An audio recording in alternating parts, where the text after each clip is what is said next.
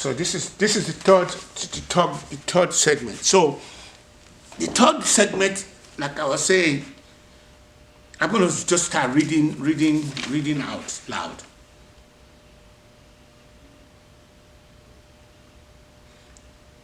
So what did I say was the title of it is "We Green Nobody."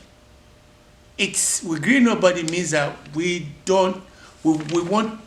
It's a terminology that they used. It's a broken English. We green nobody, which means we are going to do something that you don't like. That's what it means. We're going to do something. We're going to make something happen. We're going to do something.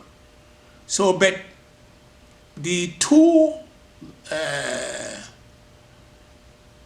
intelligence gathering from the army and the police, because Nigeria have police throughout the whole country, have one police system in the entire nation.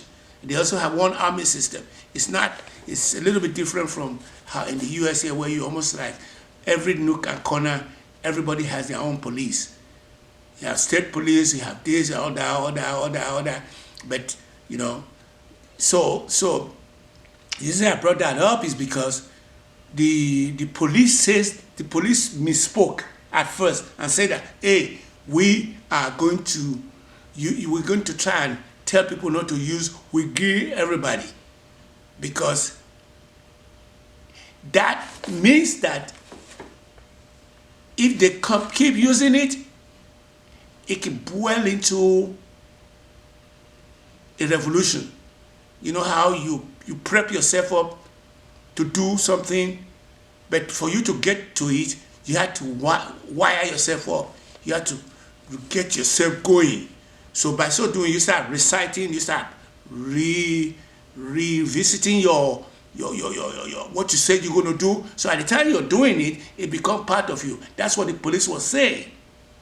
But they later reduced that because when they saw that the army says that the intelligence gathering they're doing, they want to say that the army side of things should go from the angle of "we green nobody" means that we're going to torpedo the terrorist group. We're going to torpedo the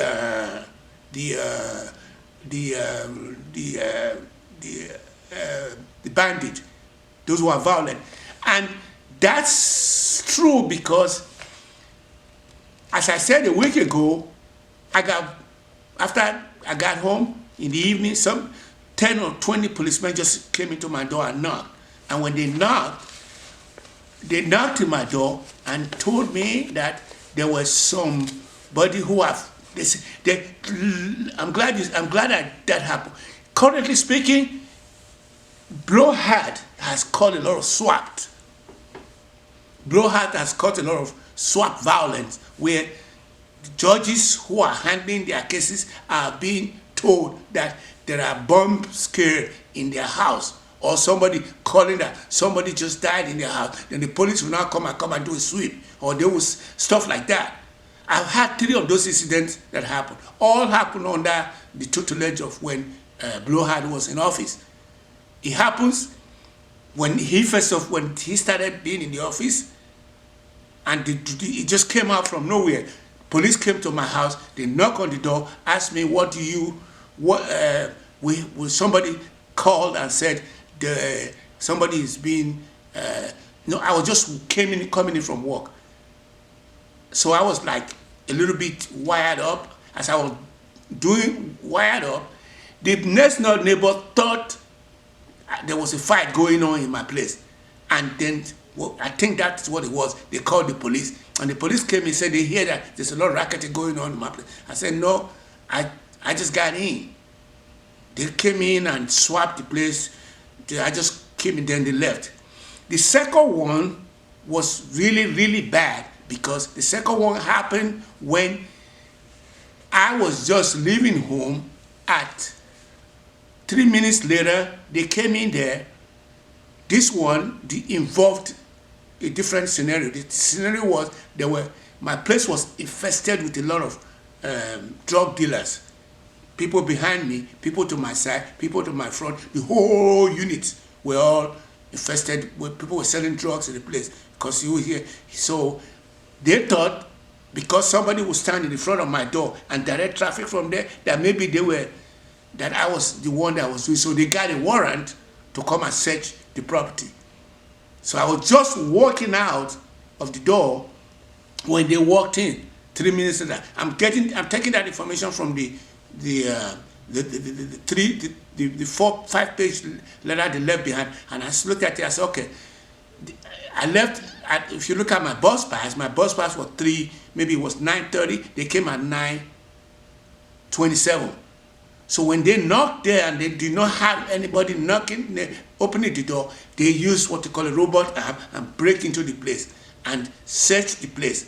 That could have happened 2 days ago if they had come into my place and I work nights and they come in at night there because I leave home around 7 in the evening and I don't come back till 7 in the morning. They could have come there and they could have knocked, and if I didn't open the door, they could have used, if there's nobody in there, they could have breaking into the place to find out if there was anybody in there and leave a message and said, we came in here, there was nobody in there, and when somebody called and they justified.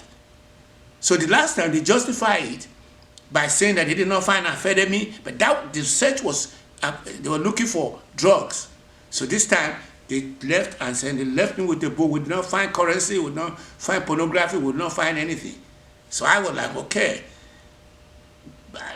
Guess what? They've already taken a lot of my documents, my paycheck, my driver's license was missing. I don't have no driver's license right now because I want to go renew it. I couldn't even renew it no more because I'm in the red state, and the blowhard has already made it in such a way that you can't.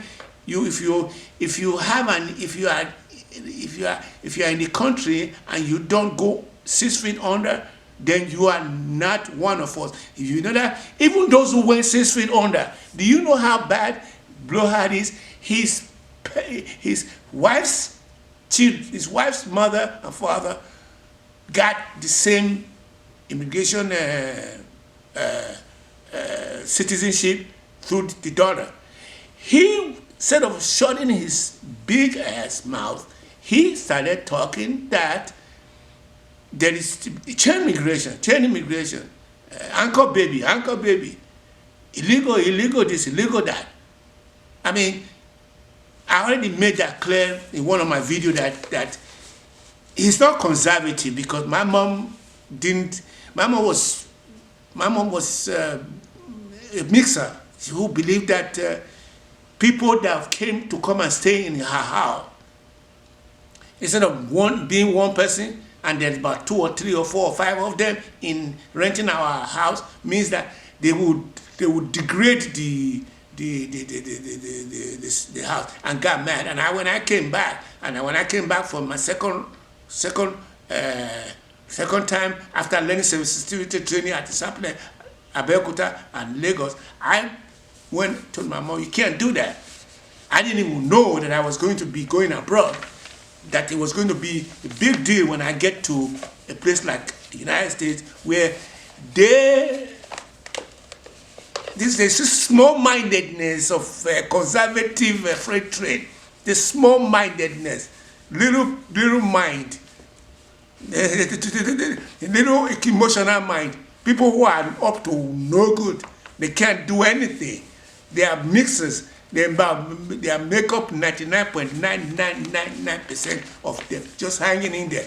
Why they are being ghouled, being bullied, and being they send a lot of fear into them through blowhard. Send a lot of fear to them, fear factor, where the people who are supposed to be representing those mixers, they said almost like 90, 100 people have already endorsed him from those Congress. They're afraid of him. You have to be. I'm afraid of him. If he sees this recording, he's going to send. He sent somebody to. He went and published his counterparts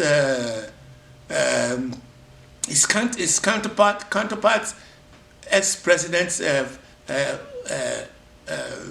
address, where people are now going to his house and some people got caught with arms and all that. So we are on a slippery slope. There is only one person in that category. There's about two of them. One isn't from the what they call the is the one that is branding arms and ammunition in the Kremlin, trying to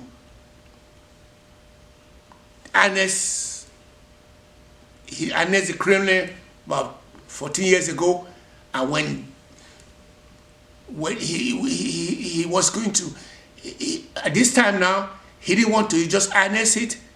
He